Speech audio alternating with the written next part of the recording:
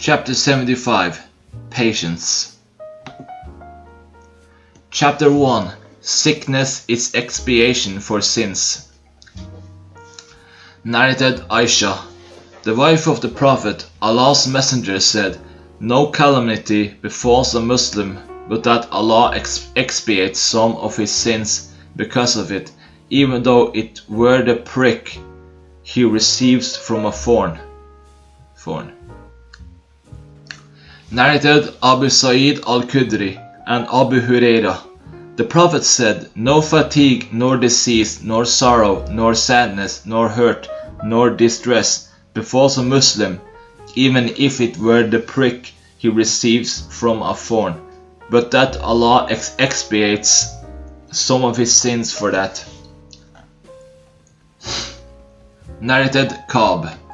The Prophet said, "The example of a believer is that of a fresh, tender plant, which the wind bends it sometimes, and some other time it makes it straight.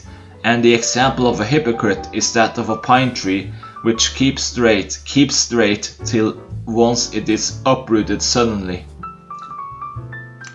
Narrated Abu Huraira. Allah's Messenger said, "The example of a believer is that of a fresh, tender plant. From whatever direction the wind comes, it bends it, but when the wind becomes quiet, it becomes straight again. Similarly, a believer is afflicted with calamities, but he remains patient till Allah removes his difficulties.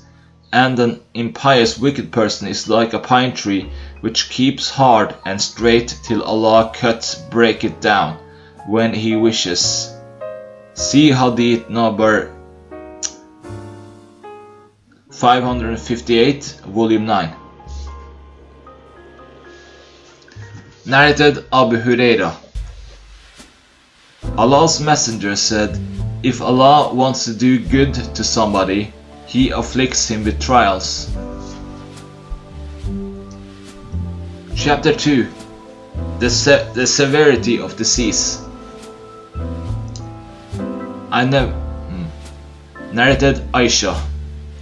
I never saw anybody suffering so much from sickness as Allah's Messenger. Narrated Abdullah. I visited the Prophet during his ailments, and he was suffering from a high fever. I said, "You have a high fever. Is it because you will have a double reward for it?" He said, "Yes, for no Muslim is afflicted with any harm but that Allah will remove his sins, as the leaves of a tree fall down." Chapter 3. Most prone to trials are prophets, then the most pious, and then the less pious. Narrated Abdullah. I visited Allah's Messenger while he was suffering from a high fever. I said, "O Allah's Messenger, you have a high fever."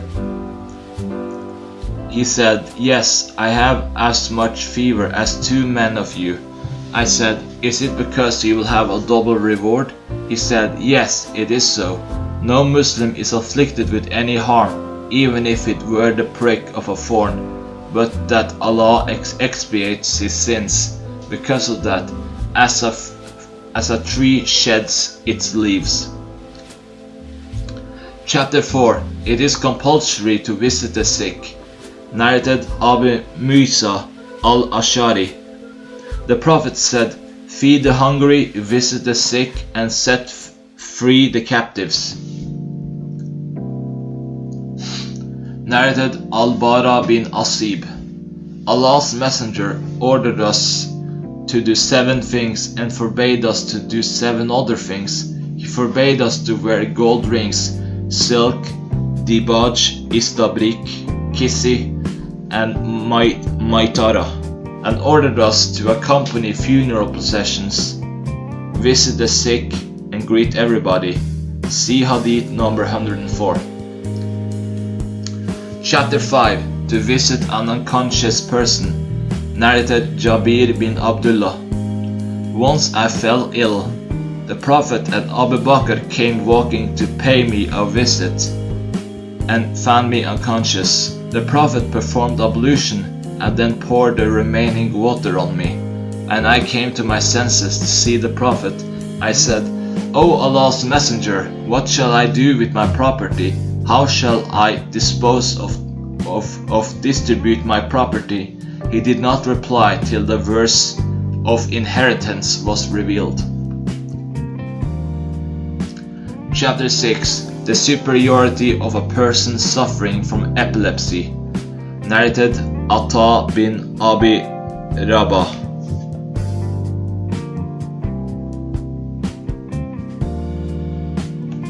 Ibn Abbas said to me, Shall I show you a woman of the people of paradise? I said, Yes. He said, This black lady came to the Prophet and said, I get attacks of epilepsy and my body becomes uncovered. Please invoke Allah for me. The Prophet said to her, If you wish, be patient, and you will have entered paradise. And if you wish, I will invoke Allah to cure you. She said, I will remain patient, and added, But I become uncovered, so please invoke Allah for me that I may not. So please invoke Allah for me that I may not become uncovered. So he invoked Allah for her. Narrated Atta, that he had seen Safar, the tall black lady, at holding the curtain of the Kaaba. Chapter 7. The superiority of a person who has lost his sight. Narrated Anas bin Malik. I heard Allah's Messenger saying, Allah said, If I deprive my slave of his two beloved things, yet his eyes, and he remains patient, I will let him enter paradise in compensation for them.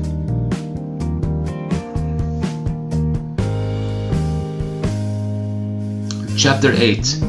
The visiting of sick men by a woman. Narrated Aisha, when Allah's Messenger emigrated to Medina, Abu Bakr and Bilal got a fever. I entered upon them and asked, O my father, how are you? O Bilal, how are you?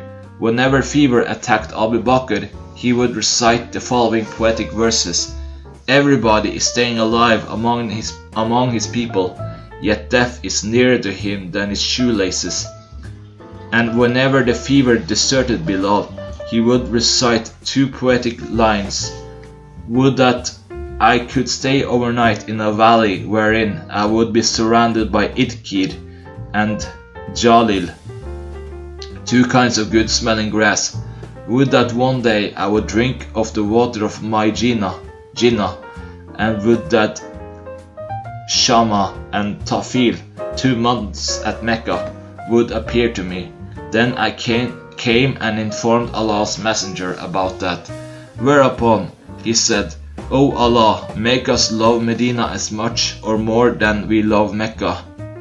O Allah, make it healthy and bless its mud and saw for us, and take away its fever and put it in Al-Jufa. Chapter 9. To visit sick children. Narrated Abu Uthman.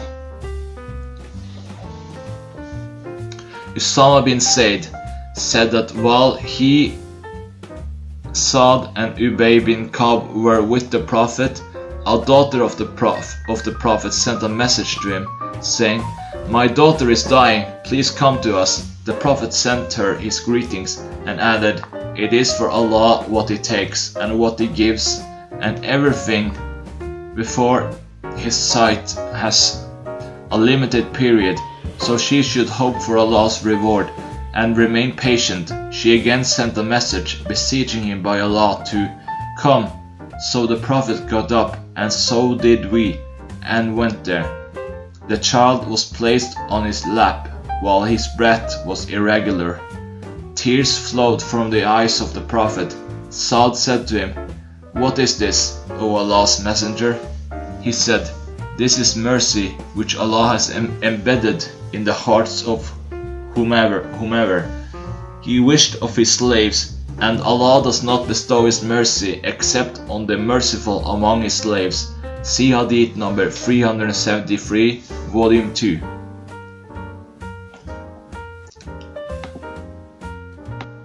Chapter 10. To visit a Bedouin. Narrated Ibn Abbas. The Prophet went to visit a sick Bedouin. Whenever the Prophet went to a patient, he used to say to him, "Don't worry, if Allah will, it will be expiation for your sins." The Bedouin said, "You say expiation? No, it is but a fever that is boiling or harassing an old man, and will lead him to his grave without his will." The Prophet said, "Then yes, it is so." Chapter 11. To visit a mushrik. Narrated Anas. A Jewish boy used to serve the Prophet and became ill. The Prophet went to pay him a visit and said to him, "Embrace Islam," and he did embrace Islam. Al-Musayyab said, when Abu Talib was on his deathbed, the Prophet visited him.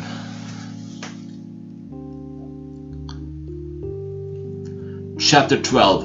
If one visited a patient and the time of the Salat became due. Narrated Aisha. During the ailment of the Prophet, some people came to visit him. He led them in prayer while sitting, but they prayed standing, so he waved to them to sit down. When he had finished the prayer, he said, "An imam is to be followed. So when he bows, you should bow. And when he raises his head, you should raise yours. And if you pray sitting, you should pray sitting." Abu Abdullah said. Al-Humaydi said, "The order of this narration has been abrogated by the last action of the Prophet, as he led the prayer sitting, while the people prayed standing behind him." Chapter 13. Placing the hand on the patient. Narrated Sa'd. I became seriously ill at Mecca, and the Prophet came to visit me. I said, "O Allah's Messenger, I shall leave behind me a good fortune, but my heir is my only daughter. Shall I bequeath 2/3 of my property to be spent in charity and leave 1/3 for my heir?" He said, "No." I said, "Shall I bequeath half and leave half?" He said, "No." I said, "Shall I bequeath 1/3 and leave 2/3? He said, "1/3 is all right, though even 1/3 is too much." Then he placed his hand on his forehead and passed it over my face and abdomen and said, "O Allah, cure Sa'd and complete his emigration. I feel as if I have been feeling the coldness of his hand on my liver ever since." Narrated Abdullah bin Masud. I visited Allah's Messenger while he was suffering from a high fever. I touched him with my hand and said, "O Allah's Messenger, you have a high fever." Allah's Messenger said, "Yes, I have as much fever as 2 men of you have." I said, "Is it because you will get a double reward?" Allah's Messenger said, "Yes, no Muslim is afflicted with harm because of sickness or some other inconvenience, but that Allah will remove his sins for him as a tree sheds its leaves." Chapter 14. What should be said to a patient, and what should be his answer? Narrated Abdullah.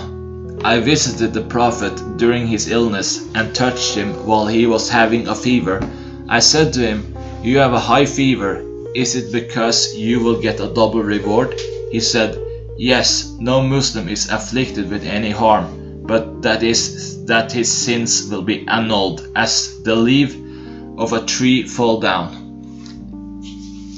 Narrated Ibn Abbas.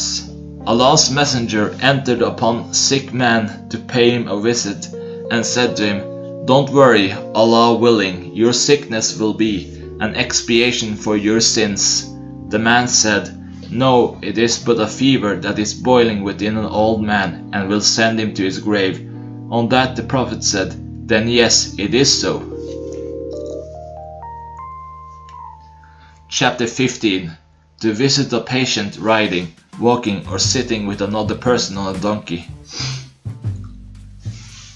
Narrated Usama bin Zayd. The Prophet rode the donkey, having a saddle with a fadakiyah, velvet covering. He mounted me behind him and went to visit Sa'd bin Ubadah, and that had been before the Battle of Badr. The Prophet proceeded till he passed by a gathering in which Abdullah bin Ubay bin Salul was present, and that had been before Abdullah embraced Islam. The gathering comprised of Muslims, polytheists, isolators, and Jews. Abdullah bin Rawaha was also present in that gathering when dust raised by the donkey covered the gathering. Abdullah bin Ubay covered his nose with his upper garment and said, "Do not trouble us with dust." The Prophet greeted them, stopped, and dismounted. Then he invited them to Allah, to embrace Islam, and recited to them some verses of the Holy Quran. On that, Abdullah bin Ubay said, "O man, there is nothing better than what you say if it is true. Do not trouble us with it in our gathering, but return to your house, and if somebody comes to you, teach him there." On that, Abdullah bin Rawaha said, "Yes, O Allah's Messenger, bring your teachings to our gathering, for we love that." So the Muslims, the pagans, and the Jews started abusing each other till they were about to fight. The Prophet kept on quieting them till they became calm. Thereupon the Prophet mounted his animal and proceeded till he entered upon Sa'd bin Ubadah. He said to him, "O Sa'd, have you not heard what Abu Hubab, Abdullah bin Ubay, said?" Sa'd said, "O Allah's Apostle, excuse and forgive him, for Allah has given you what He has given you." The people of this town, Medina, decided unanimously to crown him and make him their chief by placing a turban on his head. But when that was prevented by the truth which Allah had given you, he, Abdullah bin Ubay, was grieved out of jealousy, and that was the reason which caused him to behave in the way you have seen. Narrated Jabir. The Prophet came to visit me while I was sick, and he was riding neither a mule nor a horse. Chapter 16. To say I am sick, or "Oh my head," or "My ailment has been aggravated." Narrated Ka'b bin Ujara. The Prophet passed by me while I was kindling a fire under a cooking pot. He said, Do the lice of your head trouble you?" I said, "Yes." So he called a barber to shave my head and ordered me to make expiation for that. Narrated Al-Qasim bin Muhammad. Aisha, complaining of headache, said, "O my head," Allah's Messenger said, "I wish that had happened while I was still living, for then I would ask Allah's forgiveness for you and invoke Allah for you." Aisha said, "Wa tuklaya, by Allah, I think you want me to die, and if this should happen, you would spend the last part of the day sleeping with one of your wives." The Prophet said, "Nay, I should say, O my head, I felt like sending for Abu Bakr and his son, and appoint him as my successor, lest some people claim something, or some other wished something. But then I said to myself, Allah will not allow it to be otherwise, and the Muslims would prevent it to be otherwise." Narrated Ibn Masud. I visited the Prophet while he was having a high fever. I touched him and said, "You have a very high fever." He said, "Yes, as much fever as 2 of you may have." I said, "You will have a double reward." He said, "Yes, no Muslim is afflicted with hurt caused by disease or some other inconvenience, but that Allah will remove his sins as a tree sheds its leaves." Narrated Sa'd. Allah's Messenger came to visit me during my ailment, which had been aggravated during Hajjat al-Wada. I said to him, "You see how sick I am. I have much property, but have no heir except my only daughter. May I give 2/3 of my property in charity?" He said, "No." I said, "Half of it?" He said, "No." I said, "1/3? He said, "1/3 is too much, for to leave your heirs rich is better than to leave them poor, begging of others. Neither you spend seeking Allah's pleasure, but you shall get a reward for it, even for what you put in the mouth of your wife." Chapter 17. The saying of the patient, "Get up from me." Narrated Ibn Abbas. When Allah's Messenger was on his deathbed, and in the house there were some people, among whom was Umar bin al-Khattab, the Prophet said, "Come, let me write for you a statement, after which you will not go astray." Umar said, "The Prophet is seriously ill, and you have the Quran, so the Book of Allah is enough for us." The people present in the house differed and quarreled. Some said, "Go near so that the Prophet may write for you a statement, after which you will not go astray." While the others said, as Umar said, when they caused a hue and cry before the Prophet, Allah's Messenger said, "Go away." Narrated Ubaydullah. Ibn Abbas used to say, "It was very unfortunate that Allah's Messenger was prevented from writing that statement for them because of their disagreement and noise."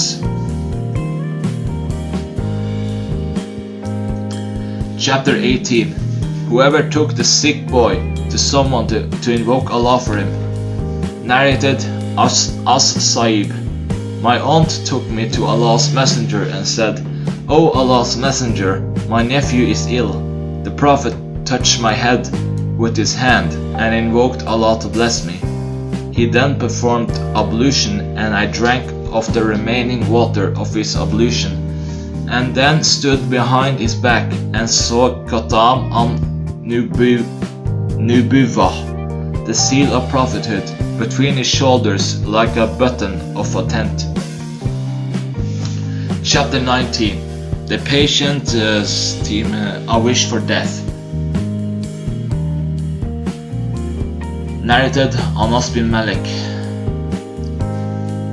The Prophet said, "None of you should wish for death because of calamity befalling him, but if he has to wish for death, he should say, 'O Allah, keep me alive as long as life is better for me, and let me die if death is better for me.'"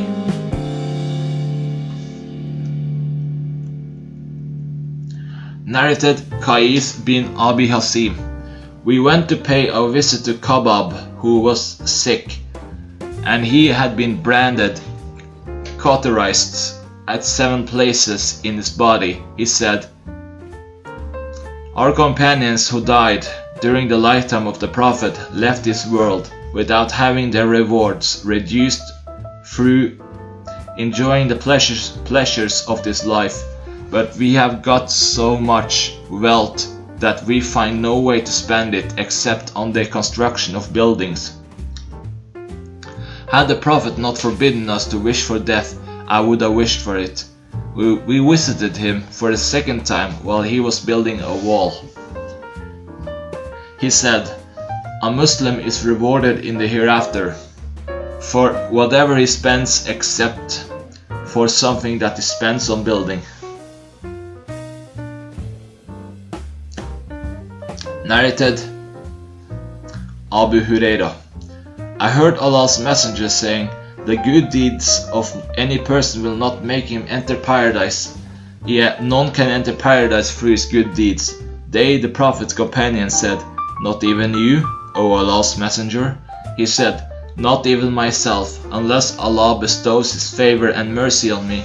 So be moderate in your religious deeds, and do the deeds that are within your ability, and none of you should wish for death, for if he is a good doer, he may increase his good deeds, and if he is an evildoer, he may repent to Allah." Narrated Aisha, I heard a prophet who was resting against me saying, "O Allah, excuse me and bestow your mercy on me, and let me join with the highest companions in paradise." See Quran 4:69. Chapter 20. The Invocation for the Patient. Narrated Aisha, whenever Allah's messenger paid a visit to a patient, or a patient was brought to him, he used to invoke Allah, saying, "Take away the disease. O the Lord of the people, cure him as you are the one who cures. There is no cure but yours, a cure that leaves no disease." Chapter 21. Ablution by a person who pays a visit to a patient. Narrated Jabir bin Abdullah. The Prophet came to me while I was ill. He performed ablution and threw the remaining water on me, or said, "Pour it on him." When I came to my senses, I said, "O Allah's messenger, I have no son or father to be my heir, so how will be my inheritance?" Then the verse of inheritance was revealed.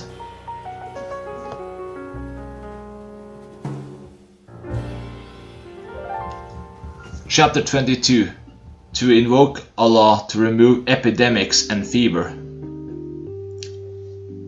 Narrated Aisha, when Allah's messenger emigrated to Medina, Abu Bakr and Bilal had a fever. I entered upon them and said, "O my father, how are you? O Bilal, how are you?" Whenever Abu Bakr got the fever, he used to say, "Everybody is staying alive with his people, yet death is nearer to him than his shoelaces." And when fever deserted Bilal, he would recite two poetic verses. "Would that I could stay overnight in a valley wherein I would be surrounded by Itkir and Jalil, two kinds of good smelling grass. Would that one day I could drink of the water of Majina, and would that Shama and Tafil, two mountains at Mecca, would appear to me." I went to Allah's messenger and informed him about that. He said, "O Allah, make us love Medina as much or more than we love Mecca, and make it healthy, and bless its saw and its mud, and take away its fever and put it in Al-Jufa." See Hadith number 558.